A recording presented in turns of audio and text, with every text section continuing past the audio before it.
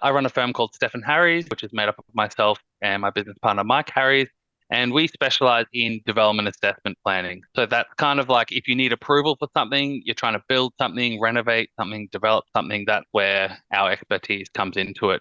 You're listening to the She Renovates podcast. You're listening to She Renovates, the podcast for women who want to renovate to create an income and a life they love.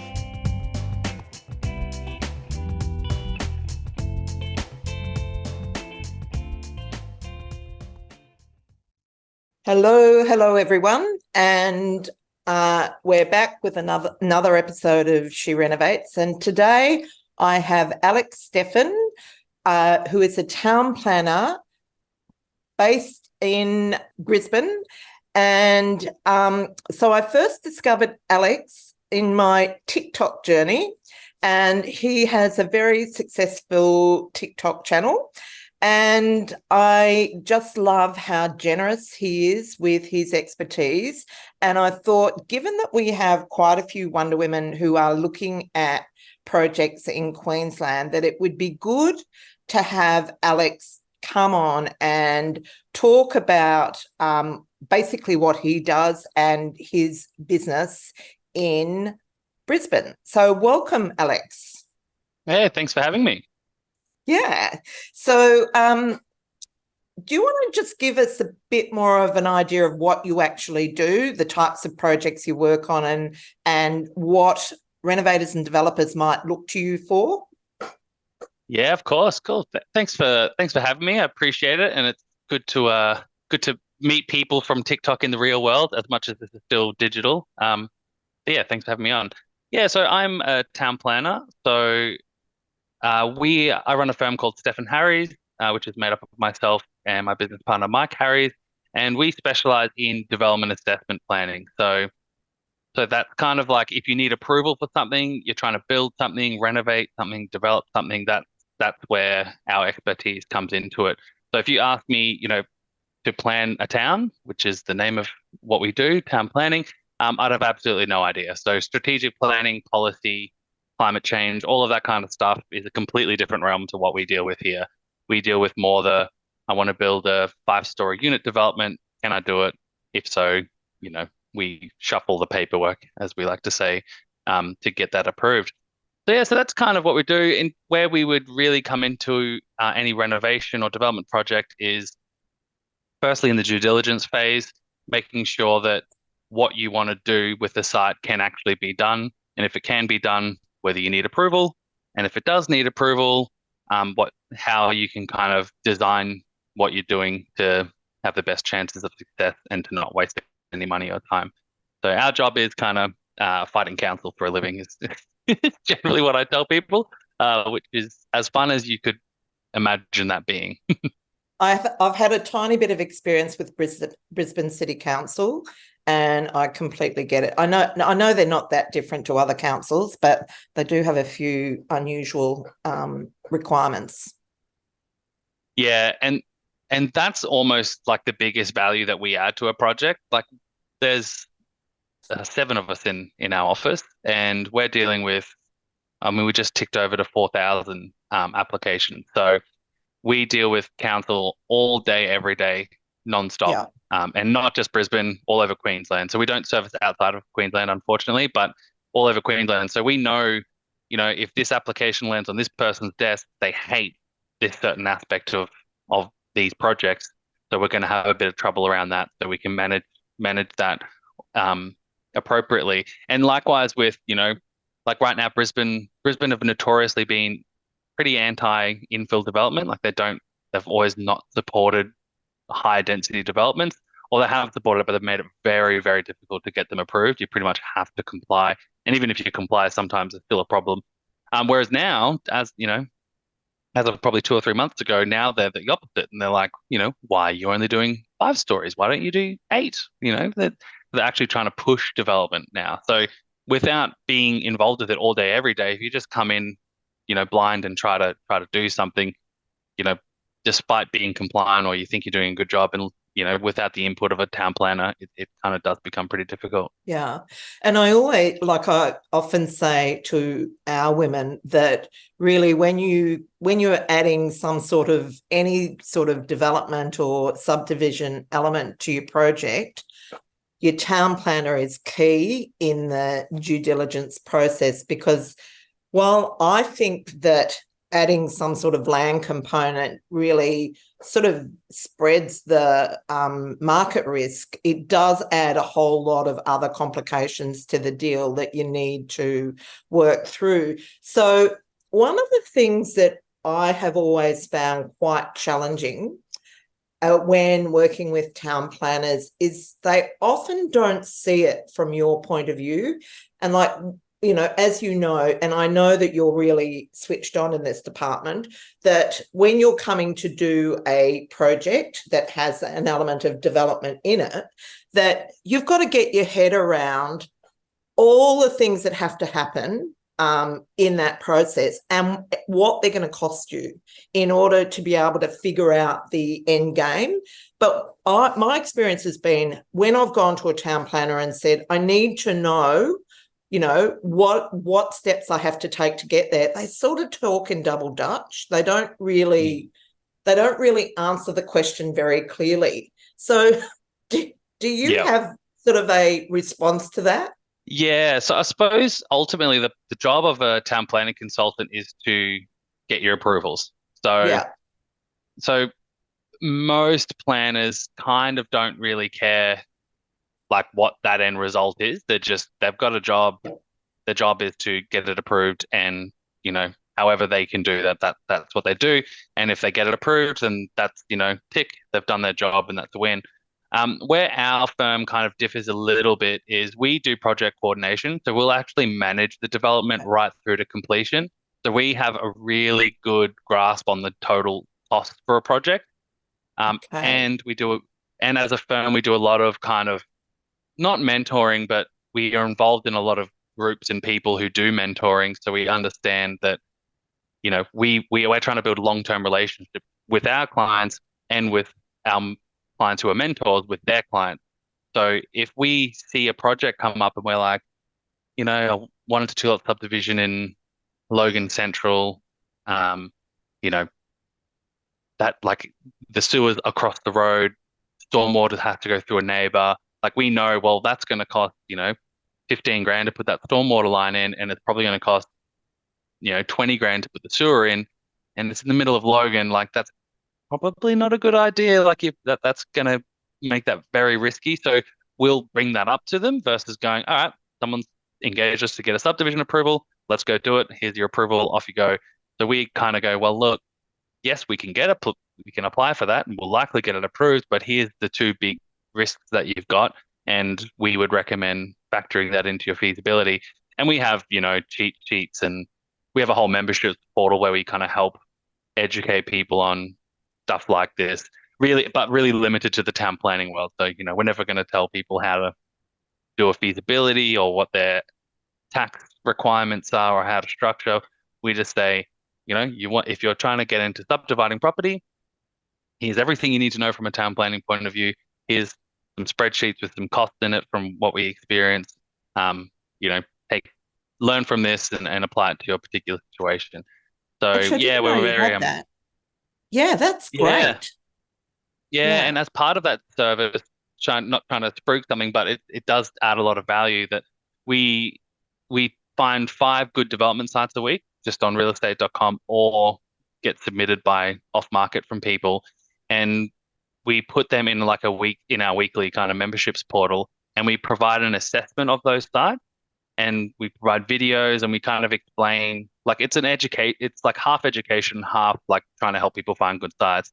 So where people I find get a lot of benefit is from the education side, because they'll go, okay, I've just watched a video of Alex filtering how he filtered realestate.com.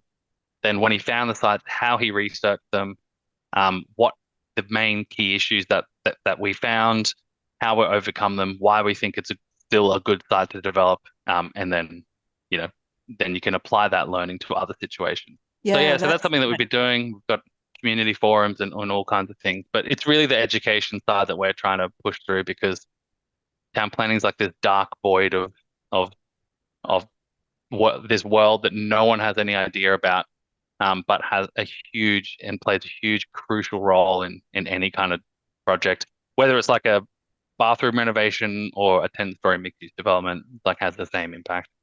Yeah, completely agree. And I must admit, I was subscribing to your 5 deals a week until I thought, I don't know why I'm doing this, because I'm not planning to do a development in Queensland.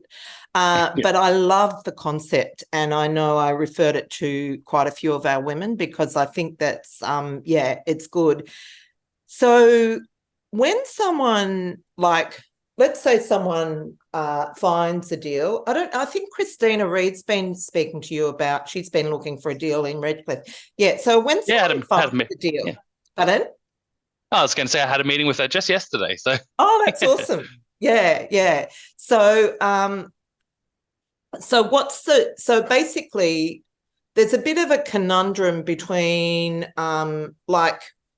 in that time between when you find the property and when you actually buy it. So obviously you need information before you actually become the owner. How do you manage that? Because obviously that requires work from you.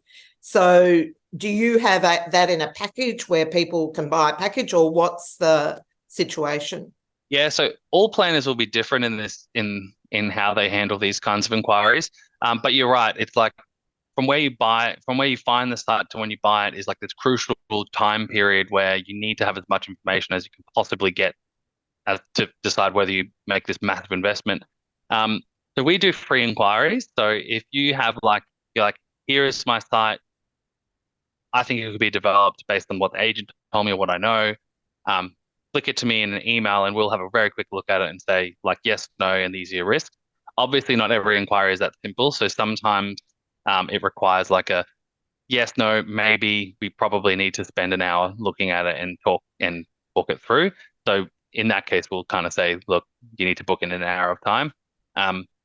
But most of the time, and most planners, and we've kind of dug this hole ourselves, that most of us are pretty happy to do an inquiry for free. But where I and my passion is that education piece, because I try to empower our clients with the information to be able to make those calls themselves, and then usually we're like they're just confirming what they've already found. So they kind of go, found this site. In their brain, they already know, it's in the low density site. I mean, lot size 400, 800 square meters, slopes towards the street. There's no street trees.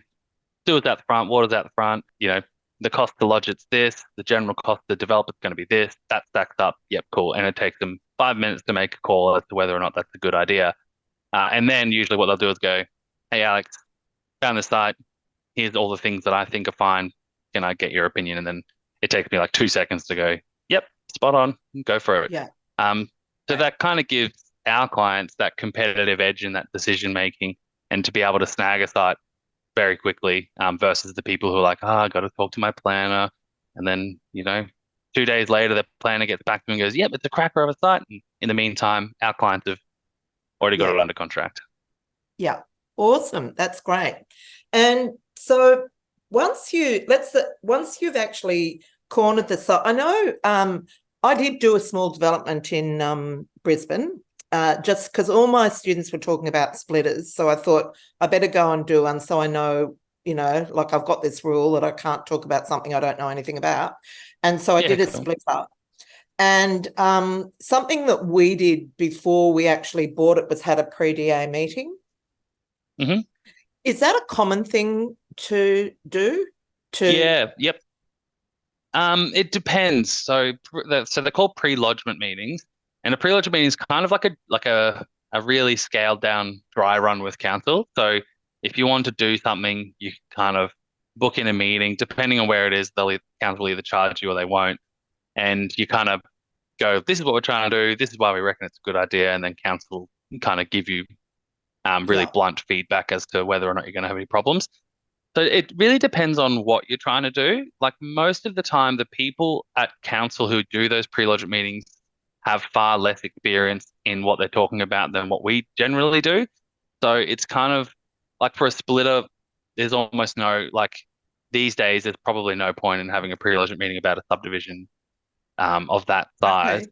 unless Yeah. you're trying to do something absolutely like outlandish in terms of a resolution for an issue. But pre-lodgement meetings are a really good way that if you're trying to do something unusual, we can kind of package up a full justification for the unusual part of the development, put it to council and try to negotiate it before we even lodge it. So that saves people, well, one, the cost of buying a lemon, which could be Mm. millions, and then also saves them the cost of the whole development application process, which, can sometimes only be a couple of grand, but when you start going into your larger lot subdivisions and mixed use developments, it's like deep into the hundreds of thousands. So, Yeah. you know, Yeah. if you just have that Yeah. pre-lodgement meeting and council goes, absolutely no chance, we'd never support that. And you go, okay, cool, well, let's just leave Yeah. it here and walk away. And have you found them to be fairly reliable? Have you found that generally they stick to their word, or when you come to lodge it, it's a different story? Um, I think you'd be hard pressed to find a planner who hasn't been absolutely burnt by a pre-lodgement meeting. But most of the time, what they say at the pre-lodgement meeting is what they go with when you lodge it.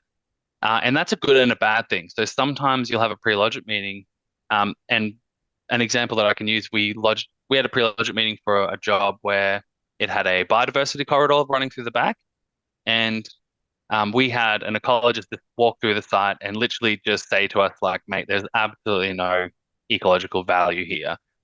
So, you don't need me at the pre-lodgement meeting, just tell them that. So we had the pre-lodgement meeting and council just picked an arbitrary number and went, there's a biodiversity corridor, so you need a 40 meter setback from that corridor. And we were like, well, there's nothing there. And they go, well, that's what we're saying. So they just wrote down 40 meters. And then we lodged the application with, a 100-page report explaining why there's no corridor there and we don't need to protect anything because there's nothing to protect. But we got three or four sets of information requests and advice in outstanding matters relating to why we don't have a 40-meter setback. And I'm like, where did you get this 40-meter number from? And they're like, oh, it was in the pre-lodgement meeting, mate. You've known about it forever. And it's like, yeah, but you just picked that number at the pre-lodgement meeting. Like, you didn't have any information. You just had someone sit there and go 40 meters, boom. And now, like 2 years later, we're still arguing about this number. So sometimes it's really bad that they do that in a pre-lodgement meeting, but most of the time it's good because you can kind of clarify things at that pre-lodgement meeting stage. But yeah, everyone's been absolutely burned where they go, yep, no problems at all. We're totally happy to support that. We don't see any issues whatsoever. And then you lodge it and they go, withdraw the application because we're going to refuse it because of these issues. And you're like, well, we discussed those issues and you said you had no problem. So what's going on now? And then clients annoyed at us, we're annoyed at council annoyed, but then everyone's upset. So yeah. Yeah. Yes. Uh, um, so one of the things that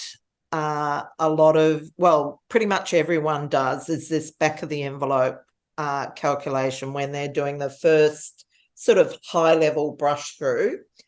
And generally what I do is I include around about 100,000 for a let's say I'm taking 1 into 2 for a subdivision.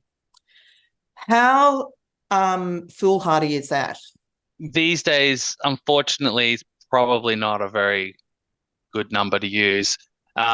There's just so many things that can completely change how much a subdivision costs. And I actually have a whole TikTok on this where I was getting abused by people saying that I was wrong. And I'm like, about 500 of these a year. Like, I'm pretty confident in my numbers. But yeah, the subdivisions these days can be completely changed in the cost because of one pipe. Like, it can go from being 90 grand to 130 grand.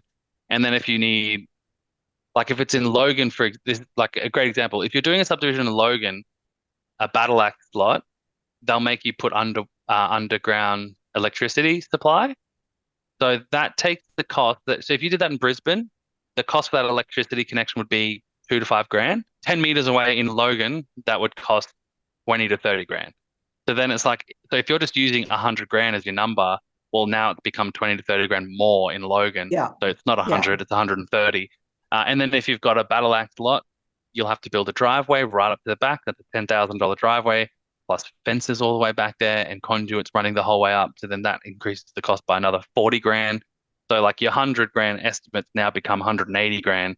So yeah, it unfortunately it kind of requires a bit of a feasibility done Yeah. per I would site. definitely, yeah, I'd Yeah, definitely do feasibility, but just in the first instance, when you're looking at something, and I guess, yeah, you probably yeah, need to take those factors into account earlier in the process. Yeah.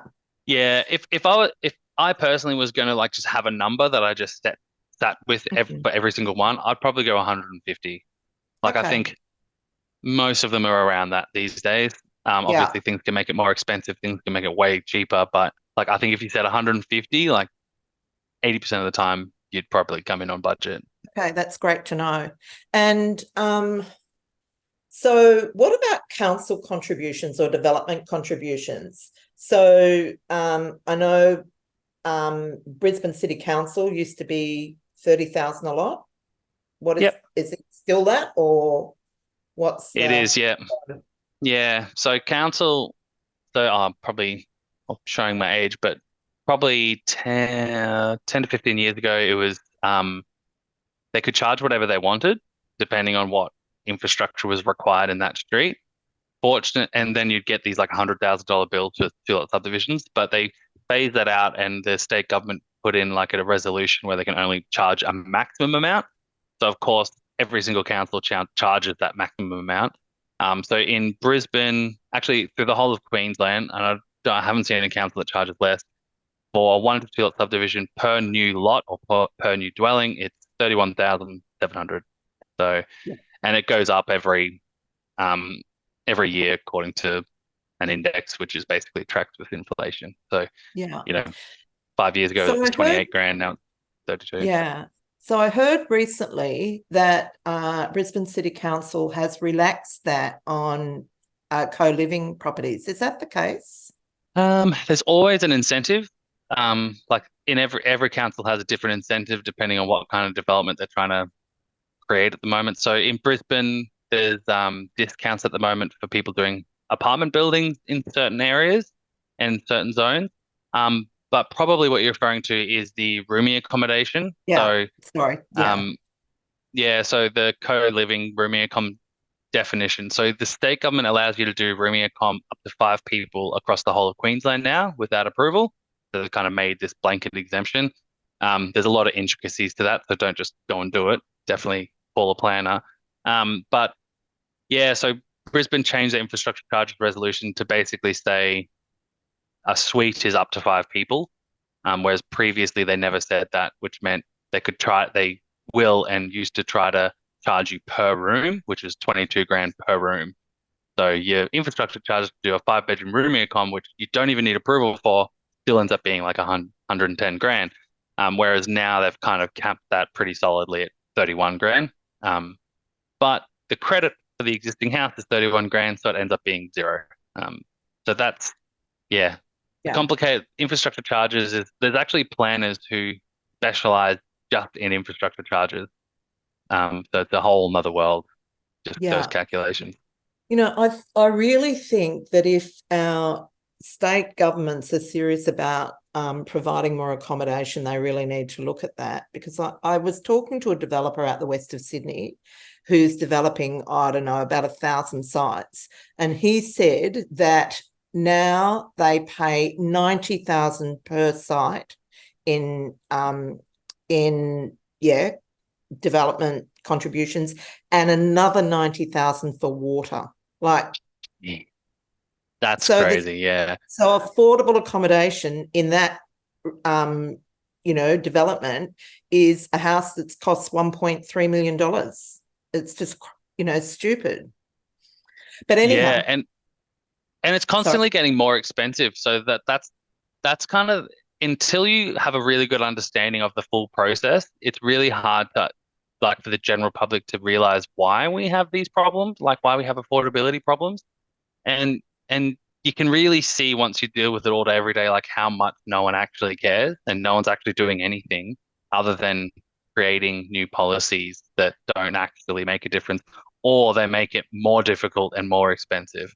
And like a great Yeah. example is I think I saw just this week that there's a political party up here who's suggesting that maybe like that one of their policies or like, to to go for council or the state government run is to get rid of the cap for infrastructure charges, and that will put developers on notice to then make them do better developments. And I'm just like, I read it, I'm like, all that's going to do is increase the cost, like Mm. the buy-in price. Like the only way the developer's going to make money is to increase the amount of that sale by whatever the amount it increases by, or do a worse job and cut the budget in the fittings or the finishings or the fixtures. And it's like like that is the worst idea I've ever heard. But the general public, they're like, oh, perfect, like that's a great idea. And it's like, no, it's a terrible idea. Yeah. The developer's Yeah. the one who's creating the housing. Like, don't punish Yeah. them. Like, what are you doing? Anyway, Absolutely. rant So complete. I wish you were elsewhere in Australia, Alex, but we'll have to, deal with that. But the other thing that I wanted to talk to you about is that rooming accommodation in Queensland, because that's something that we as a group are particularly interested in because of you would know that women over 50, there's about 500,000 that are at high risk of homelessness. And, on the whole, a lot of women get a pretty raw deal and don't have a decent place to live. So we're quite keen on that strategy and, working in that space. Now, when you say you don't need any approval, what do you actually mean? Yeah, so when I say no approval, I mean no planning approval. So you'll Okay. still need you'll still need your building approval and things like that, but you don't have to. Essentially, councils what the legislation says, council is prohibited from assessing it. So they're not allowed to change their planning scheme to trigger applications. So there's basically no way that they can control what you do, which kind of streamlines the whole process because you don't have to go to council for 3 months or, depending on where you are, 6 to 12 months. So it just kind of streamlines that whole process and you don't need a town planner involved, which is great. Yeah. Yeah. And so, but you're saying it's still important to work with a town planner? Yeah. I would definitely still run that past the town planner because that part of the legislation has its intricacies and one small overlay in the 10 that affect your property can mean that it is accessible. So Yeah. that's the importance of just going, I want to do a rooming accommodation here. Looks good from what I can see. I watched the podcast. Alex said it shouldn't need approval, but I'll just run it past Yeah. us just to be sure, and it'll literally spend 2 seconds to do it. So for example, Yeah. if you're in like a bushfire, actually not a bushfire, if you're in like a flood overlay or a heritage or a character, then it still triggers an application.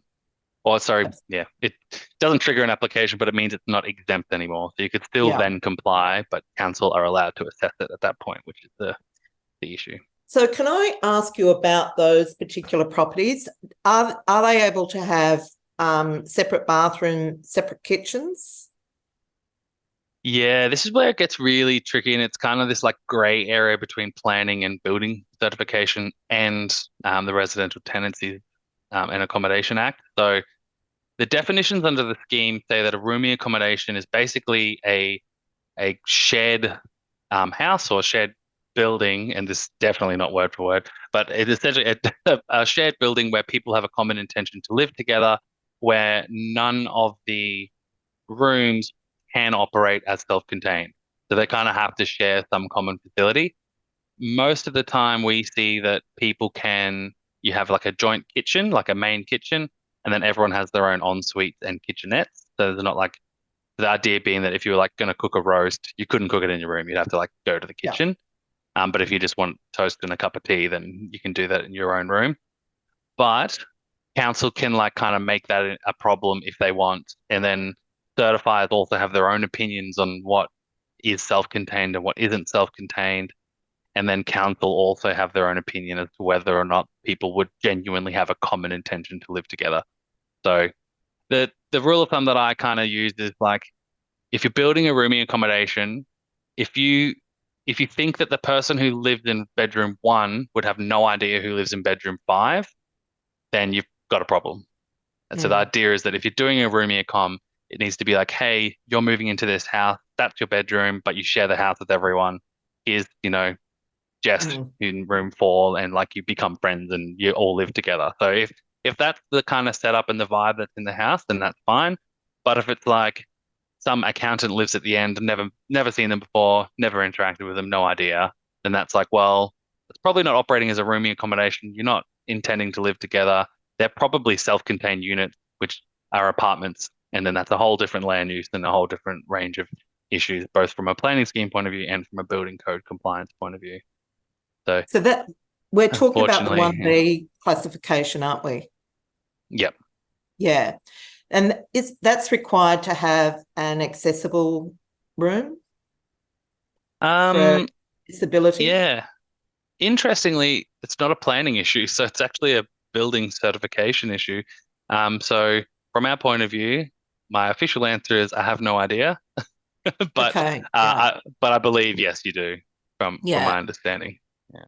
I know there were a lot of people circumventing that. I don't know how successfully, by based on the definition of what it is a dwelling, and by leaving out not putting a sink in the kitchen, only having one sort of basin in the room, one in the bathroom. That they believed that they'd circumvented that part of the law. But I guess that's how they do it. Yeah, that's right. So what they do is they'll have an and this is where again it's like this gray area. So whether or not you need to have to do this or not. But yeah, what a lot of people do is they leave the kitchenettes out because some certifiers and council have an issue with the kitchenette. And what they do is they'll have an ensuite and then a vanity basin outside the ensuite, which is basically a sink in the living quarters that they say is part of the ensuite. And then, you go in there the day after they're created, and next to the vanity sink, there's a toaster and a little oven, those top of the bench ovens. So yeah, that's how a lot of them get around it. And then the idea is that if someone complains about it and council come and investigate, then the owner or the developer can go like, oh, well, hang on, that's not meant to be there. I told them they're not allowed to have a toaster there. That's meant to be for a vanity for the putting on makeup or whatever. So that's kind of like how people kind of skirt around the edges. But it seems crazy though, doesn't it? But anyhow, I guess that's the way it is. Yeah, and I guess some laws are made to keep everyone safe. Well, yeah, or is it a rule for the sake of a rule? That's the thing. Like in my world, I thought I was going to be out of a job in like 2008, and it's like since then it's got like 700 times more complicated. So without, it's one of those things where it's like without us existing, it's like I don't know how anyone would possibly navigate this world. But then with us existing, it's probably created that world. So yeah, one of those. Yeah, I think that without you, we wouldn't be able to do anything because we'd be getting ourselves into hot water all the time. So I think that town planners are a gift to our industry. So can I? There's a record. This is being recorded, right? I'll have to print that. I'll have to print that one off and put it on my resume. Yeah. So, okay. Well, listen, I want to say thank you for sparing the time to be with us today, and we'll definitely link to your program because I think for anyone that's considering development in Queensland, the more information you can get, the better, and the opportunity to work with a town planner who is actually willing to educate is just extraordinary. So thanks for being so generous with your time and your information, and we'll make sure that people get their inquiries directed to you.